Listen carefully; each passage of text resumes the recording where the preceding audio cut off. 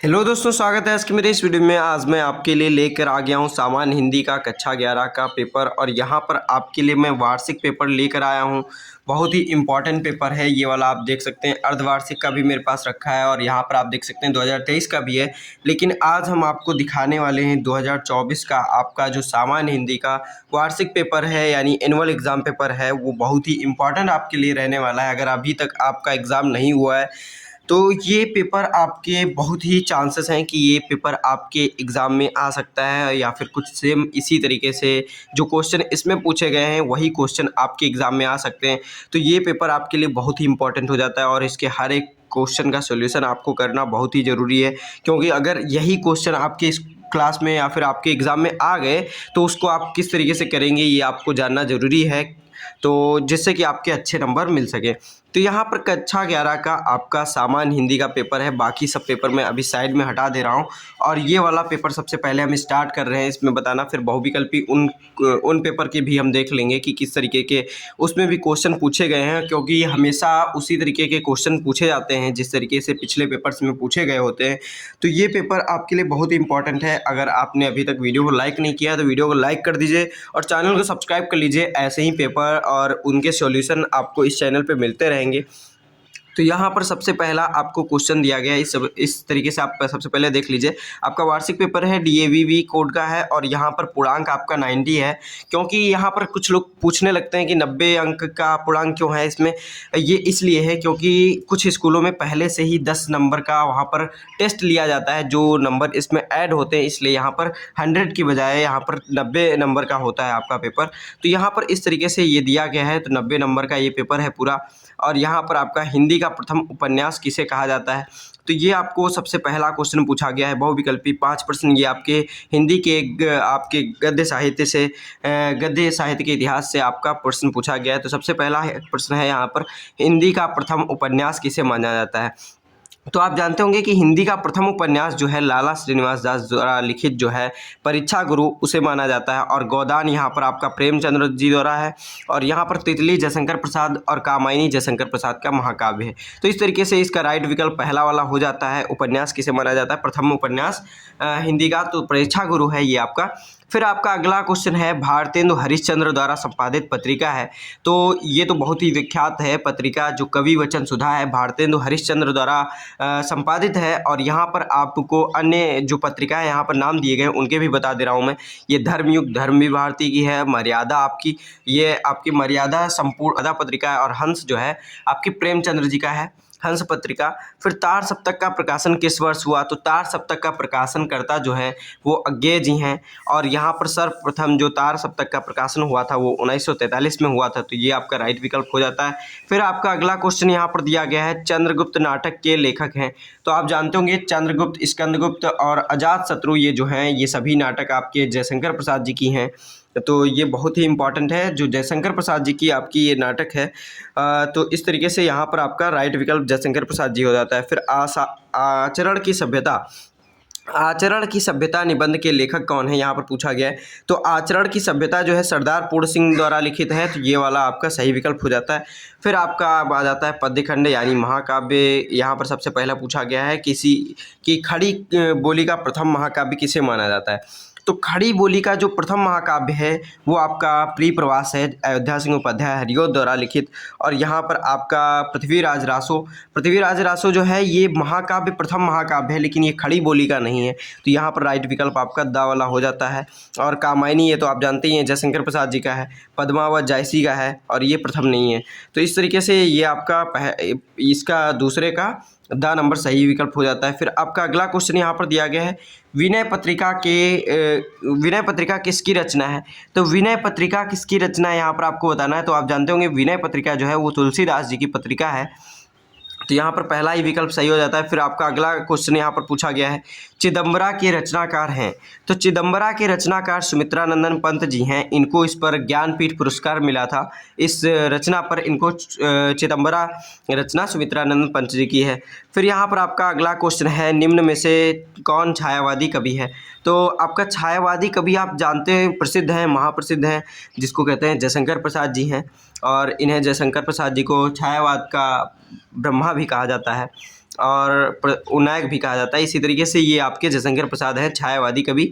फिर आपका अगला क्वेश्चन है, साकेत महाकाव्य के रचनाकार हैं। तो साकेत महाकाव्य के रचनाकार यहाँ पर आपको पूछा गया है, तो ये आप बहुत ही जानते होंगे कि साकेत जो आपका महाकाव्य है वो मैथिली शरणगुप्त द्वारा लिखित है, और ये बहुत ही ये आपके लक्ष्मण के ऊपर आधारित है। तो ये बहुत ही इम्पॉर्टेंट है, जिसमें आपने पंचवटी इन्हीं का रचना है, एक पंचवटी मैथिली शरणगुप्त जी का, और इन्हीं का आपका साकेत है। तो इस तरीके से आप इनको जानते हैं अच्छे से।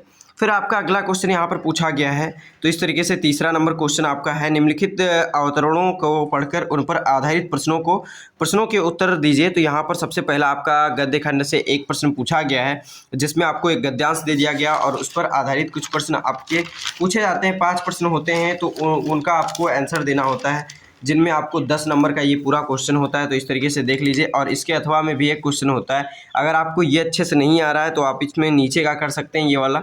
तो अगर इसका भी आपको सॉल्यूशन चाहिए तो उसके लिए आप कमेंट ज़रूर करिएगा, और ये कमेंट आपकी मैं हर एक कमेंट पढ़ता हूँ, और उसमें आप अगर इसका डिमांड करेंगे तो आपके लिए ज़रूर ही जल्द से जल्द आपका फुल सॉल्यूशन वीडियो यहाँ पर आएगा। और मैं इस पेपर का पूरा दिखा दे रहा हूँ यहाँ पर अभी। तो इस तरीके से आपका ये पूरा पेपर है, यहाँ पर मैं दिखा रहा हूँ पलट के। बहुत बड़ा पेपर है, 6 पेज का है, लेकिन यहाँ पर आपका 5 ही पेज में ये है पूरा। तो यहाँ पर आप देख सकते हैं, अगला है आपके जो काव्य खंड से एक आधारित प्रश्न आता है, ये भी 10 नंबर का होता है। तो इस तरीके से आपका दिया गया है ये काव्य खंड, और इस पर आधारित 5 प्रश्न है, ये भी 10 नंबर का क्वेश्चन है पूरा।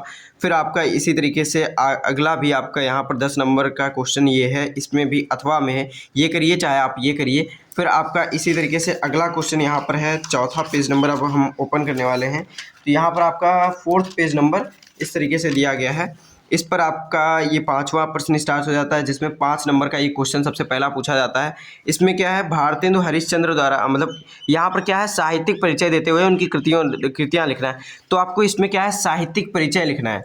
किनका? आपको लेखकों का साहित्यिक परिचय लिखना है। तो इसमें सबसे पहले मैं, अगर आपका एग्ज़ाम अभी होने वाला है तो सबसे पहले मैं बता दे रहा हूँ कौन कौन इंपॉर्टेंट है। अगर आपने अभी तक नहीं याद किया है इंपॉर्टेंट आपके लेखकों के साहित्यिक परिचय और उनकी कृतियाँ, तो सबसे पहले आप भारतेंदु हरिश्चंद्र का याद कर लीजिए।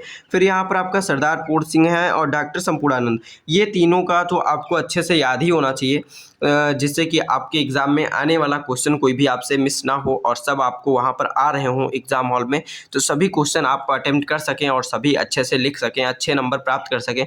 फिर आपका इसी तरीके से ये पहले 3 जो हैं कवि, उनका भी आपको साहित्यिक परिचय प्लस में उनकी कृतियाँ याद रखनी है। फिर यहाँ पर आपका आकाशदीप तथा प्रायश्चित कहानी का सारांश अपने शब्दों में लिखना है, 5 अंक का। फिर आन का मान नाटक पे आधारित उनके जो प्रमुख पात्र हैं उनका चरित्र चित्रण आप अच्छे से याद कर लीजिए, और उसका संक्षेप में कथा वस्तु भी आप उसको पढ़ लीजिए, और उसको बना कर लिखना होता है, याद नहीं करना है, उसको रटना नहीं है। तो इस तरीके से आपको अच्छे से उसका तैयारी कर लेना है। फिर आपका अगला क्वेश्चन यहाँ पर संस्कृत खंड से आ जाता है, 7 नंबर का सबसे पहला गद्यांश उसमें दिया रहता है संस्कृत खंड में। और यहाँ पर मैं एक चीज़ और आपको बता दूँ, अगर इस संस्कृत खंड का आपको हिंदी करना है और हिंदी अच्छे से आपको कहीं नहीं मिल पा रहा है, तो इसके लिए आप क्या करेंगे, गूगल लेंस खोलेंगे और वहाँ पर आपको संस्कृत ट्रांसलेट टू हिंदी में आपको कर देना है, और अच्छे से इसका ट्रांसलेशन उस पर आ जाएगा। कहीं कहीं मिस्टेक हो जाता है गूगल से भी, तो वहाँ पर कुछ गलतियाँ आती हैं, लेकिन अधिकतर आपको ये जो गद्यांश है वो आपको सही देखने को मिलेगा, और अच्छे से आपको ट्रांसलेशन वहाँ पर प्राप्त हो जाएगा। फिर इसी तरीके से इसमें गद्यांश में भी एक और आधारित प्रश्न होता है, जिसमें संदर्भ लिखते हुए अनुवाद आपको करना होता है, दोनों क्वेश्चंस में किसी एक का करना है।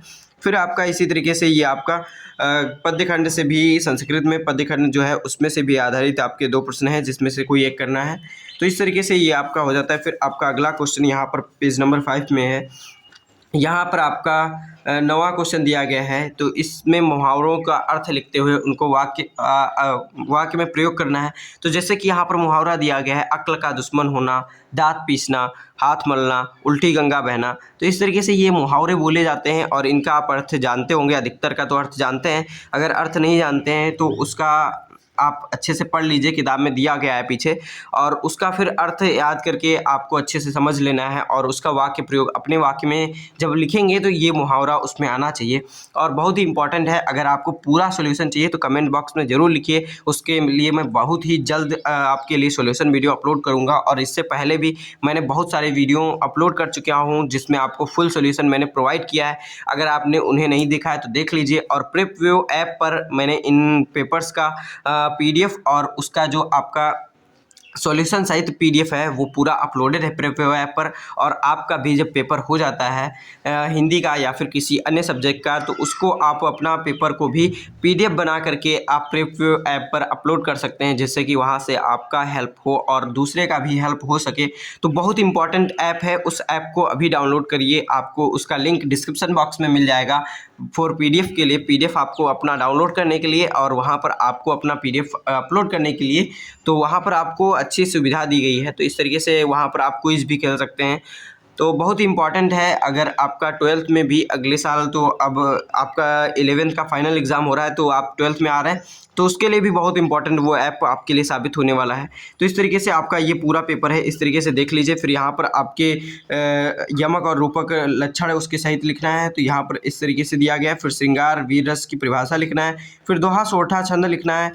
तो इस तरीके से 2-2 नंबर के ये क्वेश्चन है। फिर आपका एक प्रार्थना पत्र होता है, वो लिखना होता है। तो इस तरीके से प्रार्थना पत्र देख लीजिए। और फिर यहाँ पर आपका अगला क्वेश्चन है निबंध, जो सबसे बड़ा क्वेश्चन होता है 9 नंबर का। यहाँ पर और एक होता है क्वेश्चन। तो इस तरीके से 9 नंबर का क्वेश्चन ये आपका है, जिसमें आपको ये बेटी बचाओ बेटी पढ़ाओ इस तरीके से दिया गया है। और फिर यहाँ पर आपका छात्र जीवन में अनुशासन का महत्व, और फिर यहाँ पर दहेज प्रथा एक अभिशाप, भ्रष्टाचार कारण और निवारण, इस तरीके से आपका ये क्वेश्चन दिया गया है। फिर यहाँ पर फाइनली एक काम बचता है आपके लिए, जो लाइक शेयर सब्सक्राइब करना है प्रेपव्यू चैनल को। और यहाँ पर आपको ऐप अपना डाउनलोड कर लेना है, जिसमें कि आप PDF प्राप्त कर सकें। तो ये वीडियो आपके लिए बहुत ही इंपॉर्टेंट है, अपने दोस्तों में भी शेयर करें। और इसका फुल सॉल्यूशन के लिए आप कमेंट बॉक्स में ज़रूर लिखें, मैं जल्द से जल्द आपके लिए इसका फुल सॉल्यूशन मैं लाने वाला हूँ। तो यहाँ पर ये देख लीजिए, एक और 2024 का पेपर है। इसमें आपको क्या करना है, हिंदी की प्रथम कहानी किसे माना जाता है इसमें बताना है। तो इंदुमती जो है आपकी हिंदी की प्रथम कहानी है। तो इस तरीके से ये आपकी किशोरीलाल गोस्वामी जी की है। फिर यहाँ पर आपका ध्रुव स्वामिनी नाटक के लेखक कौन है ये पूछा गया है। तो ध्रुव स्वामिनी और अजातशत्रु जो उसमें मैंने बताया था वो सब ही इनकी नाटक हैं। तो ये कौन है, जयशंकर प्रसाद जी हैं। फिर चिंतामणि के लेखक कौन है, चिंतामणि के लेखक आपके आचार्य रामचंद्र शुक्ल हैं। यहाँ पर गलत लिखा हुआ है, गलत टाइप है, तो उसको आप सही कर लीजिएगा। आचार्य रामचंद्र शुक्ल हैं चिंतामणि के लेखक। फिर यहाँ पर आपके सरस्वती पत्रिका के संपादक कौन हैं, सरस्वती पत्रिका के महावीर प्रसाद द्विवेदी जी हैं आपके सरस्वती पत्रिका के संपादक। और तार सप्तक मैंने उसमें बताया था कि 1943 ईस्वी में संपादित हुई, और उसमें पूछा गया था किस सन में संपादित किया गया और यहाँ पर प्रकाशित किया गया, और यहाँ पर पूछा गया कौन संपादक है, तो अज्ञेय जी हैं। तो इस तरीके से जो क्वेश्चन इसमें पूछे गए हैं सेम उसी तरीके से रिलेटेड क्वेश्चन आपको पढ़ने हैं, जिससे कि वही क्वेश्चन आपके लगभग फंसेंगे। तो एकदम वही नहीं आते हैं, लेकिन लगभग सेम आते हैं। तो जैसे कि उसमें सन पूछा था, तो इसमें प्रकाशक का नाम पूछ लिया, तो यहाँ पर अज्ञेय जी आपका सही हो जाता है। फिर यहाँ पर आपका पृथ्वीराज रासो महाकाव्य किसने लिखा है ये पूछ लिया, तो चंद्र बरदाई हैं। उसमें पूछा था प्रथम महाकाव्य कौन सा है, मतलब कि हिंदी की खड़ी बोली का प्रथम महाकाव्य, उसमें पृथ्वीराज रासो लिखा था, वो प्रथम महाकाव्य है। लेकिन हिंदी खड़ी बोली का अगर पूछता है तो आपका प्री प्रवास हो जाता है। तो इस तरीके से यहाँ पर आपका चंद्र बरदाई इस तरीके से सही हो जाता है। फिर आपका अगला क्वेश्चन दिया गया है, हिंदी खड़ी बोली की प्रथम महाकाव्य कौन सा है, तो हिंदी खड़ी बोली, देखिए वही जो उसमें पूछा गया वही इसमें पूछ लिया गया, तो प्री प्रवास ये आपका सही हो जाता है। फिर यहाँ पर आपका अगला क्वेश्चन है, सूरसागर के रचनाकार कौन है, तो सूरसागर के सूरदास हैं, सीधी बात है। तो इस तरीके से फिर आपका अगला क्वेश्चन है यहाँ पर, हिंदी साहित्य के इतिहास में किस काल को स्वर्ण युग कहा गया है, तो स्वर्ण युग आपके भक्ति काल को स्वर्ण युग कहा गया है। और ये आपके लिए बहुत ही इंपॉर्टेंट क्वेश्चन हो जाता है। फिर यहाँ पर आपका है, निम्नलिखित में से छायावादी कवि युग के कवि हैं, तो छायावादी युग के कवि जो है आपके जयशंकर प्रसाद, जो उसमें पूछा गया था सेम इसमें भी लगभग पूछा गया है। तो इस तरीके से आपको जो पेपर मैं दिखा रहा हूँ ये आपके लिए बहुत ही इंपॉर्टेंट है। अगर आप भी अभी तक चैनल को सब्सक्राइब नहीं किए हैं, चैनल को सब्सक्राइब कर लीजिए। हर एक पेपर आपकी क्लास का मिलने वाला है, और आप भी अपना पेपर प्रेपव्यू चैनल पे अपलोड करेंगे, जिससे कि आपके पेपर का भी मैं सॉल्यूशन आपको इस चैनल पे दिखा सकूं, क्या क्या सही क्वेश्चंस के सॉल्यूशन हैं। तो मिलते हैं अपने अगले वीडियो में, तब तक के लिए धन्यवाद।